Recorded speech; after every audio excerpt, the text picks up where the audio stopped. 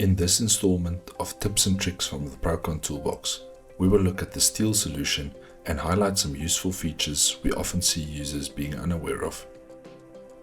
When it comes to the design of actual force members, most users know how to process the analysis file. This is useful in most projects, but sometimes you want to check the capacity of one or more elements without building an analysis model. This is where you will use the interactive design mode. Input data is entered in a table and the result is displayed alongside. The interactive design mode is also available for elements subject to bending, axial and shear force. Here you can apply axial force as well as end moments, distributed loads and point loads causing bending about either of the major axes. When you design from an analysis output file and you are modifying effective length factors, it is often easier to enter effective length directly as opposed to a factor. While looking through the design output, you might want more detail about the design procedure. For that purpose, we have the detailed equations. This gives you a report showing all the expressions along with references to the code. Crane beams can be designed using two approaches: evaluate current sections or optimize sections. The first option uses the user-specified sections, and the second tries to find the lightest configuration that can resist the loads. A useful feature that was added recently is the catalog, from where you can select compound girders that work well. Catalogues are also available when it comes to the design of welded plate girders. This simplifies the input greatly.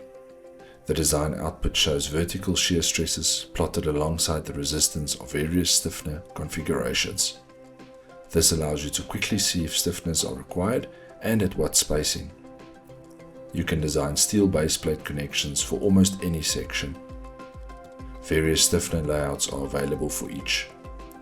Recently introduced is the ability to display weld stress vectors. This visual aid makes it easy to understand where the welds work the hardest. Welded and bolted beam-to-column and beam-to-beam connections can be designed. A large selection of codes are available, and optimization routines allow you to quickly reach an efficient solution. Welded connections between hollow sections are usually tedious to design.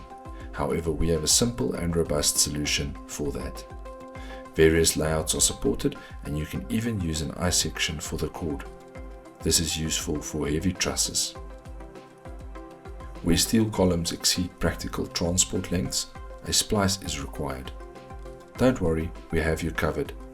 Using our tool, you can even design splices for columns of different sizes by introducing a division plate.